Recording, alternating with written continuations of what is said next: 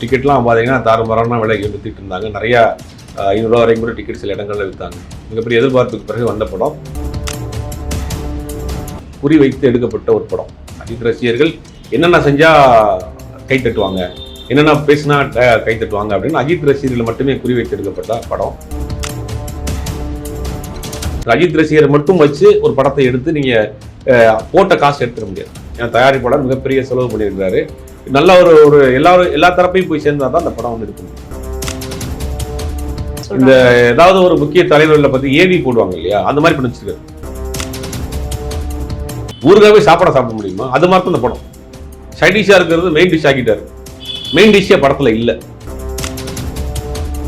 KGF மாதிரி படங்கள்லாம் வந்து பெரிய வசூலை கொடுத்துச்சுன்னா அது நமக்கு வேற மொழி படமா இருந்தாலும் கூட, பொன்னியின் செல்வன் தமிழ் படம், மற்ற படங்கள் வேற மொழி படங்களா இருந்தால் அதில் நமக்கு ஒரு கனெக்டிவிட்டி இருந்துச்சு. அதில் வந்து ஸ்டார் கிடையாது. அப்புறம் இவர் டான்றாங்க. டான் வந்து பெரிய டான். கொரியாவில் இருக்க பார்த்து ஏகேனா பயப்படுறான், ஸ்பெயின்ல இருக்கவன் பார்த்து ஏகேனா பயப்படுறான், இன்னொருத்தர் ஏகே வாட்ஸ்அப்ல ஆட் பண்ணா எல்லாரும் ரிமூவ் ஆயிடுறானுங்க. வில்லனை வந்து ஒரு ஜோக்கரா மாத்திட்டாங்களோ அப்படின்ற மாதிரி பல விமர்சனங்கள். வில்லன் மட்டும் ஜோக்கர் கிடையாது, அந்த படத்துல எல்லா வில்லனுமே ஜோக்கர் தான். அஜித் மேல வந்து கீழே இறங்கி வந்தா போதும், இந்த பக்கம் லெஃப்ட்ல போய் ரைட்ல வந்தா போதும், ஒரு பாட்டு பாடினா போதும் அப்படிங்கிற மட்டுமே குறிக்கோளா வச்சிருக்காங்க. காந்தம் மீடியா நேயர்களுக்கு வணக்கம். இன்னைக்கு நம்ம கூட வந்து சினிமா விமர்சகர் ஜுபை சார் இருக்காரு. வணக்கம் சார். வணக்கம். ஸோ குட் பேட் அக்லி படம் வந்து எப்போ ரிலீஸ் ஆகுன்ற ஒரு பேர்ல ஸோ இந்த படம் வந்து ரிலீஸ் ஆயிடுச்சு. ஒரு மிகப்பெரிய வரவேற்பு வந்து இந்த படத்துக்கு இருக்கு. இந்த படம் எப்படி இருக்கு, உங்களுடைய கருத்து என்ன சார்? இல்லை, ரொம்ப மிகப்பெரிய எதிர்பார்ப்பு, மிகப்பெரிய ஓப்பனிங்கு. கிட்டத்தட்ட ஒரு 3 நாளைக்கெல்லாம் டிக்கெட்டே கிடைக்கல. அந்த அளவுக்கு எந்த படமும் அஜித் படத்துக்கு இல்லாத அளவுக்கு இந்த படத்துக்கு ஒரு ஓப்பனிங் இருக்குது. டிக்கெட்லாம் பார்த்தீங்கன்னா தாறுமாறான விலைக்கு விற்றுட்டு இருந்தாங்க. நிறையா 500 ரூபா வரைக்கும் கூட டிக்கெட் சில இடங்களில் விற்றாங்க. மிகப்பெரிய எதிர்பார்ப்புக்கு பிறகு வந்த படம். ஏன்னா அதுக்கு முக்கிய காரணம் ஆதிக் ரவிச்சந்திரன் ஒரு ஃபேன் பாய்.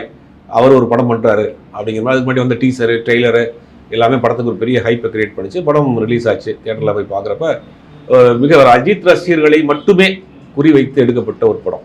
அஜித் ரசிகர்கள் என்னென்ன செஞ்சால் கை தட்டுவாங்க, என்னென்ன பேசினா கை தட்டுவாங்க அப்படின்னு அஜித் ரசிகர்களை மட்டுமே குறி வைத்து எடுக்கப்பட்ட படம். மற்ற ரசிகர்களே அவங்க கவனிக்கவும் இல்லை, கண்டுக்கிறவும் இல்லை. அது எங்களுக்கு தேவையில்லை அப்படிங்கிற மாதிரி. கதை தேவையில்லை, லாஜிக்கு தேவையில்லை, பெருசாக ஒன்றும் தேவையில்லை.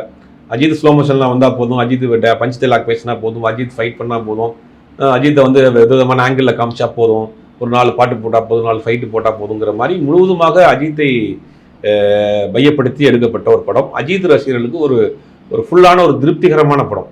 ஆனால் இதை தாண்டி காமன் ஆடியன்ஸுக்கு இந்த படம் போய் சேருமாங்கிறது ஒரு மிகப்பெரிய சந்தேகம். அஜித் ரசிகரை மட்டும் வச்சு ஒரு படத்தை எடுத்து நீங்கள் போட்ட காசு எடுத்துட முடியாது. ஏன்னா தயாரிப்பாளர் மிகப்பெரிய செலவு பண்ணியிருக்கிறாரு. நல்ல எல்லா தரப்பையும் போய் சேர்ந்தா தான் அந்த படம் வந்து எடுக்க முடியும். ஒரு கமர்ஷியல் படம், ஒரு ஆக்ஷன் படம், அதுக்குள்ளே கொஞ்சம் கதை வேணும்ல, கதை வேணும், லாஜிக் வேணும், எல்லா தரப்பையும் அதை ரசிக்கக்கூடிய படமாக இருக்கணும். அந்த இடத்துல ஆதிக்கு வந்து அது மிஸ் ஆயிடுச்சு. ஸோ நீங்கள் சொன்ன மாதிரி இந்த ஸ்கிரிப்ட் அப்படின்றது வந்து அஜித் சார் ஃபேன்ஸ்க்காக மட்டும் எழுதின ஸ்கிரிப்டாக மாதிரி தான் இருந்தது. ஏன்னா அவருடைய ஒவ்வொரு படத்தில் இருக்க டைலாக்ஸாக இருக்கட்டும், அந்த சீன்ஸுமே வந்து இந்த படத்தில் கொண்டு வரணுன்ற பாயிண்ட் இருந்தாலுமே அதுக்காக மட்டும் இந்த படம் எடுத்த மாதிரி நிறைய விமர்சனங்கள் வந்து இல்லை. கதை மாதிரி ஒரு பேஸ் கதை இருக்கு. ஒரு பெரிய டான் வந்து ஒரு திருமணம் பண்ணுறாரு, அவருக்கு ஒரு குழந்தை பிறகுது. குழந்தைய தூக்க போகிறப்ப தன் மனைவி சொல்கிறாங்க, என்னுடைய குழந்தை வந்து டானுடைய பையனை வரக்கூடாது, அதனால் நீங்கள் அப்படின்னு எல்லாரையும் விட்டுட்டு அவர் ஜெயிலுக்கு போயிறாரு. 12 வருஷம் கழிச்சு திருப்பி வர்றாரு. 12 வருஷம் கழிச்சு இவர் திரும்பி வர்றாரு. பையன் ஒரு வழக்கில் உள்ளே போகிறான். அந்த பையனை எப்படி வெளியில் கொண்டு வர்றாரு, எப்படி ஃபேமிலி சேர்ந்தாங்கிற ஒரு நாட் இருக்கு. அப்பா பையன் சென்டிமெண்ட் இருக்கு, ஹஸ்பண்ட் அண்ட் ஒய்ஃப் சென்டிமெண்ட் இருக்கு, இதெல்லாம் இருக்கு. ஆனால் இந்த டீட்டெயிலிங் இல்லை. அதான் சிக்கல் இந்த படத்தில். இப்போ நீங்கள் அப்பா பையன் சென்டிமெண்ட்னா 2 பேருக்குள்ள ஒரு ஃபீலிங் காமிச்சு 2-3 சீன் இருக்கு. பட் அது ரொம்ப டச்சிங்காக இல்லை. அதை ஸ்ட்ராங் ஆக்கியிருக்கணும். அப்பா பையனுடைய ரிலேஷன்ஷிப்பு, அப்பா பையன் உள்ளே போனப்போ அப்பா படக்கூடிய எமோஷனலு, பையன் இல்லாமல் அப்பா பண்ணக்கூடிய எமோஷனலு, அப்புறம் ஹஸ்பண்ட் அண்ட் ஒய்ஃப்ல நடக்கக்கூடிய எமோஷனல், இதெல்லாம் கனெக்ட் ஆகவே இல்லை. அதுக்கெல்லாம் டீட்டெயிலிங் சீனே கிடையாது. திடீர்னு வெளியில் வருவார், பார்த்தா பையன் உள்ளே போயிடுவான், என்னன்னு தெரியாது. உடனே பார்த்தா இவர் பையன் உள்ளே போனதுக்கு பெரிய ஹீரோசம் பண்ணிட்டு இருப்பாரு. பார்த்தா ரொம்ப கேஷுவலாக அதை வந்து அவங்க ட்ரீட் பண்ணுவாங்க, கேஷுவலாக அதை கடந்து போவாங்க. அதாவது பெரிய ஒரு இம்பாக்டை கிரியேட் பண்ணக்கூடிய விஷயம். அங்கெல்லாம் ஒரு டீப்பான ஒரு சீன்ஸ் வச்சிருக்கணும். பட் அதெல்லாம் விட்டாங்க. கதையை வந்து ஒரு மேலோட்டமாக வச்சுட்டு முழுக்க அஜித்தை மட்டுமே மையப்படுத்தி அவரை ஒரு ப்ரைஸ் பண்ணுற மாதிரி, அவரை பில்டப் பண்ணுற மாதிரியான காட்சிகள். ஒரு படத்துக்கு ஒரு ஓப்பனிங் சீன் ஒன்று வைப்பாங்க, இன்டர்வல் பிளாக்ல ஒரு பில்டப் சீன் வைப்பாங்க, அப்புறம் ஏதாவது முக்கியமான பஞ்ச் வைப்பாங்க, டயலாக். இது படம் முழுவதும் அப்படிதான். ஒரு சீன் 2 சீன் இல்லை. படத்துக்கு 60 சீன்னா ஒரு 55 சீனு அது மாதிரி தான் வச்சிருக்காங்க. சார் படத்தை பற்றி நிறைய பாசிட்டிவிட்டிஸ் இருந்தாலுமே வந்து நிறைய நெகட்டிவிட்டிஸும் இந்த படத்தை இருக்கு. படம் வந்து ஒரு ஸ்டோரியே அதில் இல்லை, வெறும் சாங் ஆட் பண்ணியிருக்காங்க, இது இருக்கு ஒரு என்டர்டைன்மெண்ட்டாக தான் இருக்கே தவிர படத்தில் கதையே இல்லை அப்படின்னு சொல்றாங்க. இந்த ஏதாவது ஒரு முக்கிய தலைவர்களை பற்றி ஏவி போடுவாங்க இல்லையா, அந்த மாதிரி பண்ணி வச்சிருக்காரு. அஜித் படம், வாலி, அந்த படம் இந்த படங்கள்லாம் எடுத்து இவர் இந்த படத்தில் நடிச்சார், அந்த படத்தில் பண்ணாருன்ற ஒரு ஏவி போடுற மாதிரி ஒரு ஃபுல் படத்தையும் பண்ணி வச்சிருக்காரு. ஒரு கதை வேணும், அதுக்கு ஒரு ஸ்கிரிப்ட் வேணும், அதுக்குள்ள நீங்க எல்லாம் பண்ணலாம். அதை மட்டுமே முழுவதுமாக பண்ண முடியாது. ஊறுகாய் வந்து நம்ம வந்து தொட்டுக்கலாம், ஊறுகாவே சாப்பிட முடியுமா? அது மாதிரி தான் இந்த படம் சைட் டிஷ்ஷாக இருக்கிறது மெயின் டிஷ் ஆக்கிட்டாரு. மெயின் டிஷ்ஷே படத்தில் இல்லை, அதான் படத்தில் சிக்கல். அது அஜித் ரசிகர்கள் வந்து திருப்திகரமாக கொண்டாடுறாங்க. அஜித்தை ரொம்ப அழகாக காமிச்சிருக்கிறாரு, ரொம்ப ஸ்டைலிஷாக காமிச்சிருக்கிறாரு. அஜித்தோடைய அந்த ஓப்பனிங் சீன்லாம் ரொம்ப நல்லா இருக்கு. பட் அதை தாண்டி கதை சொல்லணும்ல, கதைன்னு ஒன்று இருக்கணும். ஒரு 2.5 மணி நேரம் உட்கார்றப்ப கதை இருக்கணும், அதுக்குள்ள ஒரு எமோஷனல் இருக்கணும், எல்லாமே கலந்து தானே ஒரு சினிமா. பட் அதெல்லாம் மிஸ் ஆயிருக்கு. ஒன் டைம் வாட்சபிளா சார் இந்த மூவி? அது அவங்கவுங்க மனநிலையை பொறுத்து. ஓகே, ஒரு ஜாலியாக எந்த லாஜிக்கும் இல்லாமல் நாங்கள் அஜித்தை பார்த்து கொண்டாடிட்டு வரோம்னு நினச்சிட்டு போனாங்கன்னா ஒரு டைம் பார்க்கலாம். ஏன்னா ஒரு ஃபேமிலி என்டர்டைன்மெண்ட் அப்படின்னு சொல்கிறாங்க, ஆனால் வந்து என்டர்டைன்மெண்ட் மட்டுமே ஒரு படமாக ஆக்கியிருக்காங்க. அப்படின்னா இதுக்கு அடுத்து வந்து 2026 அகைன் இன்னொரு படத்தை எடுக்க போகிறதாவும் ஒரு இன்ஃபர்மேஷன். இல்லை, எனக்கு தெரிஞ்சு நேற்று வரைக்கும் நானே என்ன சொல்லிட்டு இருந்தேன், கண்டிப்பாக ஆதிக்கு சேர்ந்து பண்ணுவார்னு. இந்த ரிசல்ட் வந்து வந்த பிறகு அவர் சேர்ந்து பண்ணுவாராங்கிறது சந்தேகமாக இருக்குது. ஏன்னா ஒரு ரசிகர்கள், அதாவது ஒரு ஃப்ரண்ட் சீட்டில் உட்காந்து விசில் அடித்து பேப்பர் பறக்க ஒரு ரசிகர் என்ன எதிர்பார்க்குறாங்கிறது அப்படி பண்ணி வச்சிருக்காரு. பட் அது பேக் சீட்டில் அடுத்தடுத்த ரோலில் உட்காந்துருக்க ஆடியன்ஸையும் பார்க்கணும் இல்லையா? அந்த ஆடியன்ஸ்க்கு மட்டும் படம் எடுத்தீங்கன்னா மற்ற ஆடியன்ஸ்க்கு உள்ள வர காமன் ஆடியன்ஸும் உள்ள வரணும் இல்லையா? இப்போ பொன்னியின் செல்வன் மாதிரி படங்கள், பாகுபலி மாதிரி படங்கள், KGF மாதிரி படங்கள்லாம் வந்து பெரிய வசூலை கொடுத்துச்சுன்னா அது நமக்கு வேற மொழி படமாக இருந்தாலும் கூட, பொன்னியின் செல்வன் தமிழ் படம், மற்ற படங்கள் வேற மொழி படங்களாக இருந்தால் அதில் நமக்கு ஒரு கனெக்டிவிட்டி இருந்துச்சு. அதில் வந்து ஸ்டார் கிடையாது, அது பெரிய பிரம்மாண்டம் கிடையாது அந்த படங்களில். படம் வந்த பிறகு தான் பிரம்மாண்டம். படம் ஃபர்ஸ்ட் டைம் பாகுபலி பார்க்குறப்ப நமக்கு அவ்வளோ பிரம்மாண்டம் தெரியாது. அப்போ அதில் கனெக்ட் பண்ணுறதுக்கு நம்மகிட்ட ஏதாவது ஒன்று இருந்துச்சு. பொன்னியின் செல்வன் நம்மகிட்ட கனெக்ட் பண்ணுறதுக்கு ஏதாவது ஒன்று இருந்துச்சு, எல்லா ஆடியன்ஸும் போனாங்க. பட் இதில் அப்படி இல்லையே. இப்போ இந்த கதையவே டீட்டெயிலிங்காக பண்ணியிருந்தா கூட படம் சூப்பர் டூப்பர் ஹிட். இந்த கதையவே ஹஸ்பண்ட் அண்ட் ஒய்ஃப்குள்ள நடக்கக்கூடிய ஏதாவது ஒரு எமோஷனல், பையனுக்கு அப்பாவுக்கு நடக்கக்கூடிய எமோஷனல், அப்புறம் இவர் டான்றாங்க. இப்போ டான் வந்து பெரிய டானு, கொரியாவில் இருக்க பார்த்து ஏகேனா பயப்படுறான், ஸ்பெயின் இருக்கிறவங்க பார்த்து ஏகேனா பயப்படுறான், இன்னொருத்தர் ஏகே வாட்ஸ்அப்பில் ஆட் பண்ணால் எல்லாரும் ரிமூவ் ஆயிடுறானுங்க. அப்படி எல்லாம் சொல்றீங்க. இந்த ஏகே யாருன்னு சொல்லணும்ல, நீங்களா சொல்றீங்க ஏகேன்னு. ஏகே யார், என்ன பண்ணாரு? ஏகே அவருக்கு ஒரு 4 சீன் அவர் பண்ண சம்பவத்தை கூட வச்சிருக்கணும். ஒரு ஃப்ளாஷ்பேக்லையோ இல்லை அவர் பண்ண சம்பவத்தையோ, பெரிய பெரிய வேலை அவர் இன்டெலிஜென்ட்டாக பண்ணியிருக்காரு, அதனால அவர் இன்டர்நேஷனல் லெவலில் அவருக்கு தெரியும் அப்படின்னு அதுக்கு ரெஃபரன்ஸ் வச்சிருக்கணும். அதை விட்டுட்டீங்க. அப்புறம் ரெண்டாவது ரீ ரெக்கார்டிங் பார்த்தா பழைய பாட்டு ஒரு பாட்டை ரெஃபரன்ஸ் வைக்கலாம், படம் ஃபுல்லாக எல்லா பாட்டும் ரெஃபரன்ஸ். இப்போ சோஷியல் மீடியாவில் வர்றதெல்லாம் டயலாக் அப்படிங்கும் போது எல்லாத்தையும் போட்டு மிக்ஸ் பண்ணி போட்டு வச்ச மாதிரி வச்சிருக்காரு. அதையுமே டீட்டெயிலிங்காக இல்லை. ஸோ நம்ம வில்லன் அப்படின்னு சொன்னால் வில்லனுக்கு ஒரு மெயின் கேரக்டர் இருக்கும். அர்ஜுன் பற்றி நம்ம சொல்லவே தேவையில்லை. ஏன்னா கைதி படமாக இருக்கட்டும், இல்லைனா வந்து மாஸ்டர், அந்த மூவில வந்து ஒரு வில்லனுக்கான ஒரு பக்கவான கேரக்டர் இருந்தது. பட் இந்த படத்துல வந்து வில்லனை வந்து ஒரு ஜோக்கரா மாத்திட்டாங்களோ அப்படின்ற மாதிரி பல விமர்சனம். வில்லன் மட்டும் ஜோக்கர் கிடையாது, அந்த படத்துல எல்லா வில்லனுமே ஜோக்கர் தான். ஜாக்கி ஷெரஃப்னு ஒரு பெரிய நடிகர், அவர்லாம் ஏதோ ஒரு கேரக்டர் ரோல் மாதிரி பண்ணிட்டு போறாரு. அவர் வந்து ஹீரோவாக நடித்தவர், இந்தியில் பெரிய ஆர்டிஸ்ட்டு. அவர் வந்து நம்ம அர்ஜுன் தாஸை விட கீழே கொண்டு போயிட்டாங்க அவருடைய கேரக்டரை. அவர் சும்மா ஒரு நாம் கிவாஸ் யூஸ் பண்ணுற மாதிரி. அவர் பார்த்தா யோகி பாபு ஒரே ஒரு சீனுக்கு வர்றாரு, அவர் ஏன் யூஸ் பண்ணாங்கன்னு தெரியல. ஏன்னா அவருடைய காமெடி எல்லாருமே எதிர்பார்த்தோம், ஒரே ஒரு சீன் வர்றாரு, ஒரு சீன் மட்டும் வர்றாரு. ஒருவேளை யோகி பாபு கடைசியில் பூசணிக்காய் உடைக்கிற மாதிரி ஒரு சீன் வச்சுக்கிற மாதிரி வச்சிருக்காங்கன்னு தெரியல. அப்புறம் ரெடின் கிங்ஸ்லி வச்சிருக்காங்க. அவரு முதல்ல ஒரு சீன் வர்றாரு, அதுக்கு பிறகு ஒரு சீன் வர்றாரு. அவர் ஏன் இருக்கிறாருன்னு தெரியல. மற்ற ஆர்டிஸ்டை யாருமே யூஸ் பண்ணலவங்க. முழுக்க எல்லா ஸ்டார்ட்லையும் அஜித் இருக்கணும், எல்லா சீன்லையும் அஜித் இருக்கணும் அப்படின்னு நினைச்சு பண்ணியிருக்காங்க. பட் அதை கொஞ்சம் பிரில்லியண்டா பண்ணியிருந்தாங்கன்னா இன்னும் நல்லா இருக்கும். இதே கதையை டீட்டெயிலிங் கூட பண்ணி தான் நல்லா இருக்கும். ஸோ சிம்ரனோட ஒரு ரோல் வந்து இங்கே தேவைப்படுமா அப்படின்ற ஒரு கொஸ்டின் இருக்கு. தேவையே இல்லாத ஒரு இடத்துல வச்சிருக்காங்களோ? இல்லை, அவங்க பழைய படங்கள் இருந்து ரெஃபரன்ஸ்ல எடுத்ததுல அந்த ஒரு விஷயம் மட்டும்தான் சரியா பயன்படுத்திருக்காங்க. மீதில் அமர்கலம் ரெஃபரன்ஸ்லாம் வரும், அதில் அமர்கலம் ரெஃபரன்ஸ் வரும், மங்காத்தா ரெஃபரன்ஸ் வரும். அதெல்லாம் ஏன் இருக்குன்னே தெரியாது. டான் வரும், அந்த காலத்து டானா இருந்தாலும் அமர்கலம் படத்தை வந்து அதை என்ன செஞ்சிருக்கலாம் அப்படின்னா, அமர்கலம் படம் மங்காத்தா படத்தோடைய சீன்ஸே கூட வச்சிருக்கலாம். அந்த வாங்கி ஏதாவது முக்கியமான சீன்ஸை கூட வச்சிருக்கலாம். பட் அதை வந்து ஒரு ஏஐல காமிச்சு போயிட்டாங்க. பட் சிம்ரன் இது மட்டும்தான் லைவ்ல அந்த வாலி படத்தோட லிங்க் எடுத்து போட்டு பண்ணிருக்காங்க. அந்த ஒரு விஷயம் மட்டும் வேணா கொஞ்சம் டீட்டெயிலிங்கா இருக்கு. மீது எதுவுமே டீட்டெயில் கிடையாது, அரைக்குறையா தான் எல்லாமே பண்ணி வச்சிருக்காங்க. ஸோ இந்த படம் வந்து அஜித் சாருடைய ஒவ்வொரு படங்களுடைய ரெஃபரன்ஸ் தான் வந்து இந்த படத்தை வந்து மேக் பண்ணியிருக்காங்க. பட் ஆனால் வந்து ஜெயிலர் படத்தில் இருக்க ஒரு ரெஃபரன்ஸும் இதில் இருக்குது அப்படின்னு. ஜெயிலர் படத்தில் வந்து காமனாக வந்து ரஜினி சார் வந்து இவர் தான் நம்ம போட்டு தள்ளணும் அப்படின்னு சொல்கிறப்போ எல்லாருமே வந்து வந்துருவாங்க, இல்லை இவர் ரொம்ப பெரிய ஆள், இவரெல்லாம் ஒன்றும் பண்ண முடியும். ஸோ அதே மாதிரி இந்த அஜித் படத்தில் குட் பேட் அக்லிலையும் வந்து இந்த வாட்ஸ்அப் குரூப்பில் ஆட் பண்ணுறப்போ எல்லாரும் பயந்து வெளிவரதா இருக்கட்டும், இல்லை இந்த ஜெயிலில் வந்து இவர் வந்து ஒரு பர்சனை வந்து ஜெயில பாதுகாக்கிறதா இருக்கட்டும். ஸோ இதெல்லாம் வந்து ஜெயிலர் படத்துல இருந்து எடுத்த ரெஃபரன்ஸ். இல்ல இந்த கேங்ஸ்டார் ஜெயில் கேம்பஸ் பிரசன்ட் காப்ல இதெல்லாம் வந்து நீங்க பண்றப்ப ஆட்டோமேட்டிக்கா வந்துடும். டான் கதை பண்ணீங்கன்னா அந்த மாதிரி வந்துருமே. பாஷா ரெஃபரன்ஸ் கூட இருக்கும். பாஷா பாம்பேல ஒரு பெரிய டான் இருப்பார் அப்படின்ற மாதிரி வந்து அதில் வரும். நீங்க டான் கதை இந்த மாதிரி கேங்ஸ்டர்ஸ் கதை பண்றப்ப இந்த காட்சிகள்லாம் ஆட்டோமேட்டிக்கா வரும். அது ரெஃபரன்ஸும் கிடையாது, ஆட்டோமேட்டிக்கா வந்துடும். ஒரு டானா இருந்தா பில்டப் சீன் வச்சே ஆகணும். விவேக் கூட ஒரு படத்தில் டானா இருப்பார், மேலே ஏறி இறங்கிட்டே இருப்பார். அந்த மாதிரி டானா இருந்தால் மேலே ஏறி தான் இறங்கணும். அதுக்கு வந்து வேற பில்டப் சீனே காட்ட முடியாது. சில சைலண்ட் டான் இருப்பாங்க. அந்த மாதிரி வேற ஒரு இங்கிலீஷ் படங்கள்லாம் பார்த்தா இந்த மாதிரி 10 பேரோட போக மாட்டாங்க, மேலே ஏரியெல்லாம் இறங்க மாட்டாங்க. அந்த இங்கிலீஷ் ஹாலிவுட் படங்கள்ல இருக்க டான் வந்து வேற மாதிரி இருப்பாங்க. ரொம்ப ஹைஃபையாக இருப்பாங்க, ரொம்ப ஸ்டைலிஷாக இருப்பாங்க.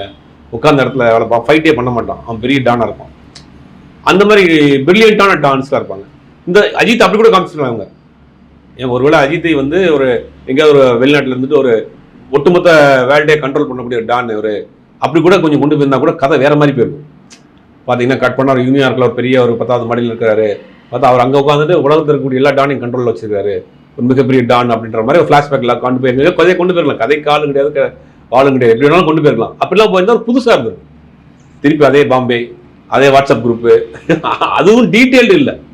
அதான் அந்த வில்லா வந்து இதுல கொண்டு வந்து மணி ஈஸ்ட் கூட கம்பேர் பண்ண மாதிரியும் சொல்றாங்க இந்த படத்துல. அதான் சொல்றேனே, உங்களுக்கு டான் படம் அப்படின்னா இது எல்லாமே வந்திருக்கணும்.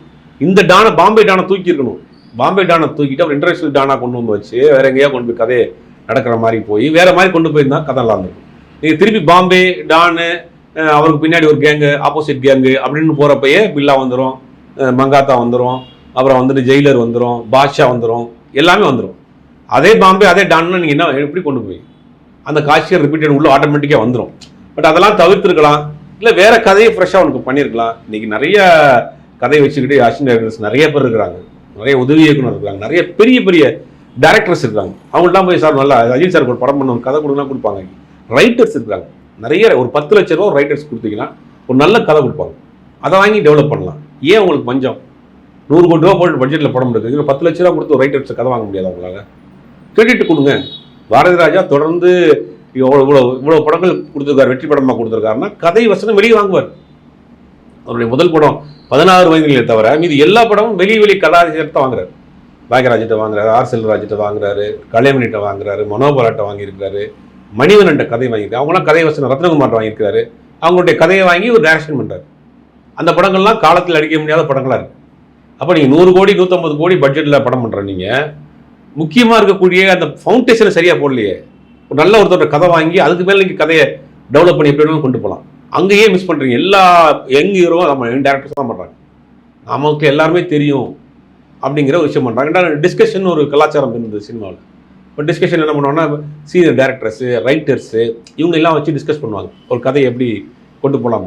அப்போ அவங்க அந்த டிஸ்கஷன் ரூம்லேயே இருக்கிற ப்ளஸ் மைனஸ் எல்லாம் சொல்லிடுவாங்க. சார் இது இந்த லாஜிக்கே இல்லை, இதை இப்படி வச்சு நாங்கள் கேள்வி கேட்க மாட்டாங்களா, ஆடியன்ஸ் இந்த இடத்துல கேட்பானா அப்படின்னு ஒரு டிஸ்கஷன் வரும். அதை நீங்கள் ஒழிச்சிட்டீங்க. டிஸ்கஷன் கிடையாது, யார்ட்டையும் கதை வாங்குறது கிடையாது. ஒரு பெரிய ஆர்டிஸ்டோட டேட் கிடைச்சா போதும், நம்ம படம் பண்ணிடலாம், ப்ராஃபிட் வந்துடும். இந்த படத்து இந்த மாதிரி குட் பேட் அக்லி மாதிரியான பெரிய ஆர்டிஸ்ட் படங்களுடைய இது பூஜை போட்ட அன்னைக்கு டேபிள் ப்ராஃபிட் வந்துடும்.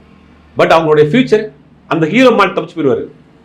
ஆதிக்கு படம் கிடைக்குமா? இதுக்கு ஏற்கனவே இது மாதிரி பண்ண விடாமுயற்சி பண்ண மயில் திருமணிக்கு இப்போ வரைக்கும் படம் கிடையாது. அவங்களோட லைஃப் தானே போகுது, உங்கள் லைஃப் தான் போகுது. அதை நீங்கள் ஏன் ஒன்றும் யோசிக்க மாட்டேங்கிறது தான் பெரிய கேள்வி. ஸோ கேங்ஸ்டர்ஸ்ன்னு சொல்கிறப்போ அவர் வந்து அவரோட அந்த கேங்ஸ்டர் விட்டுறதுக்கு காரணமே அவருடைய மகன் தான். பட் அவருடைய மகனாலே வந்து மறுபடியும் கேங்ஸ்டராக அவர் மாறுறாரு. பட் அந்த இடத்துல அவருடைய மகனை அரெஸ்ட் பண்ணுறப்போ அவருக்கு அந்த இடத்துல ஒரு எமோஷனல் சீனே இல்லாமல் மறுபடியும் ஒரு கேங்ஸ்டராகவே யோசிக்கிறாரு அப்படின்னு சொல்கிறாங்க. இந்த இடத்துல டேரக்டர் வந்து தவற விட்டுட்டாரா? இந்த இடத்துல இல்லை, எல்லா இடத்துலையும் தவற விட்டுருக்காரு. அதான் ஏற்கனவே சொன்னேன், எமோஷனல் பண்ண வேண்டிய இடம் அது, எமோஷனல் ஸ்கோர் பண்ண வேண்டிய இடம். 18 வருஷம் கழிச்சு தான் பையனை பார்க்க வர்றாரு, பார்த்தா அவன் அரெஸ்ட் பண்ணி போகிறான். அது எப்படி ஒரு சீன் அது? சேரன் மாதிரி, பாரதிராஜா மாதிரியான, சீனராமசா மாதிரியான ஆட்கள், எமோஷனல் பண்ணக்கூடிய ஆட்கள்லாம் அந்த இடத்துல வந்து பின்னி எடுத்திருப்பாங்க. அந்த இடத்த விட்டுருங்க. அவரோட கேஷுவலாக போயிட்டு ஒரு பெரிய டான் மாதிரி இதில் உட்காந்துட்டு கன்னை வச்சு விளாண்டுட்டு இருக்கிறாரு. ஆனால் பையன் 18 வருஷம் கழிச்சு 18 வயசு பையன் இவ்வளோ கொண்டு போகிறாங்க ட்ரக் கேஸில். அந்த இடத்துல எமோஷனல் ஸ்கோர் பண்ணிட்டு அதை விட்டுறாங்க. அப்புறம் 18 வருஷம் கழிச்சு மனைவியை பார்க்குறாரு, அந்த இடத்துல ஒரு எமோஷனலும் கிடையாது. பார்த்தா 2 பேரும் கிளைமேக்ஸில் தான் மீட் பண்ணுறாங்க. அது வரைக்கும் அவங்க அங்கே இருக்கிறாங்க, இவங்க எங்கே இருக்கிறாங்க, படம் ஸ்பெயினில் நடக்குதா பாம்பேயில் நடக்குதா, அது செட்டு மாதிரி ஒன்று போட்டிருக்காங்க, அதே ஜெயில் செட்டா, எதுவுமே ஒரு ரெஃபரன்ஸ் இல்லை, டீட்டெயிலிங் கிடையாது. அஜித் மேலே வந்து கீழே இறங்கி வந்தால் போதும், இந்த பக்கம் லெஃப்ட்டில் போய் ரைட்டில் வந்தால் போதும், ஒரு பாட்டு பாடினா போதும் அப்படிங்கிற மட்டுமே குறிக்கோளாக வச்சுருக்காங்க. விஜய் ரசிகர்களுக்கு வந்து ஒரு ஷாக் அப்படின்னு சொல்லிட்டு அந்த ஐ எம் வெயிட்டிங் அப்படின்னு ஒரு டைலாக். ஸோ அந்த டைலாக் வந்து எதுக்கு இந்த இடத்துல இந்த கிளைமாக்ஸில் வேணும்? கிளைமேக்ஸ்லனா விஜய் ரசிகரும் படம் பார்க்க வாங்க, அவர்களே வந்து இது மாதிரி இப்போ சமீபத்தில் அந்த ஒரு ஸ்டைல் வச்சுருக்காங்க. அமரன் படம் பார்த்தீங்கன்னா எல்லா ரசிகரையும் பற்றி எல்லா நடிகர்களையும் பற்றி பேசியிருப்பார். அந்த ரசிகர்களும் படம் பார்க்க வரணும் அப்படின்னு அவங்க பயன்படுத்திக்கிறாங்க. இவங்க என்ன பண்ணுறாங்க, டிவிகே சார்பில் படம் வெற்றி பெற வாழ்த்துக்கள் இவங்க போட்டு வைக்கிறாங்க. 2026 தேர்தலில் இவங்க இது பண்ணி அவங்க வைக்கிறாங்க. அவர்கள் பயன்படுத்த பார்க்குறாங்க, இவர்கள் பயன்படுத்த பார்த்துக்கிறாங்க, அவ்வளோதான். ஃபைனல் கொஷின் வந்து இப்போ அடுத்த படம் வந்து டைரக்டர் வந்து அகைன் ஒரு படம் வந்து இவர் வச்சு எடுக்க போறாரு அப்படின்னு சொல்றாங்க. ஸோ அதோட ஒன்லைனர் வந்து சொல்லியிருக்கதாகவும் அந்த ஒன்லைனர் அஜித் சார் வந்து அக்செப்ட் பண்ணி அடுத்த படம்க்கான ஒரு ஏற்பாடுகள் பண்ணலான்ற மாதிரி படம் ரிலீஸ் ஆகிற வரைக்கும் இந்த வந்த தகவல்லாம் இனிமேல் அந்த தகவல் இருக்குமாங்கிறது தெரியல. இன்னொரு 10 நாளுக்குள்ளே வேற டைரக்டரை ஃபிக்ஸ் பண்ணுறதுக்கு வாய்ப்பு இருக்குது. ஆதிக்கே வச்சு பண்ண மாட்டார். அஜித்துக்கே இந்த ரிசல்ட்லாம் போயிருக்கும், பார்த்துட்டு தான் இருப்பார். காமன் ஆடியன்ஸுக்கு போய் சேரலன்னா தயாரிப்பாளர் யோசிப்பாங்கல்ல, பெரும் பணத்தை போடக்கூடிய தயாரிப்பாளருக்கு எல்லாரும் படம் பார்த்தா தான் அந்த படம் பெரிய ஹிட்டு. அஜித் ரசிகர்களுக்கு மட்டும் படம் பார்க்குறாங்க, நம்ம வந்து ஒரு டாக்குமெண்ட்ரி பண்ணிட்டு போயிடலாமே, ஒரு ஏவி பண்ணிட்டு போயிடலாமே, ஒரு வெப் சீரிஸ் பண்ணிட்டு போயிடலாமே, இத்தனை கோடி போட்டு செலவழிச்சு பண்ண வேண்டிய அவசியம் இல்லையே. அதுக்குள்ளே கதையை மிஸ் பண்ணியிருக்கீங்க, எமோஷனல் மிக்ஸ் பண்ணியிருக்கீங்க. அப்படிங்கும்போது ஆதிக்கோடு சேர்ந்து அடுத்த படம் பண்ணுவாராங்கிறது ஒரு பெரிய கேள்விக்குறி தான். ஸோ இவ்வளோ நேரம் வந்து நிறைய விஷயங்களை ஷேர் பண்ணது ரொம்ப நன்றி.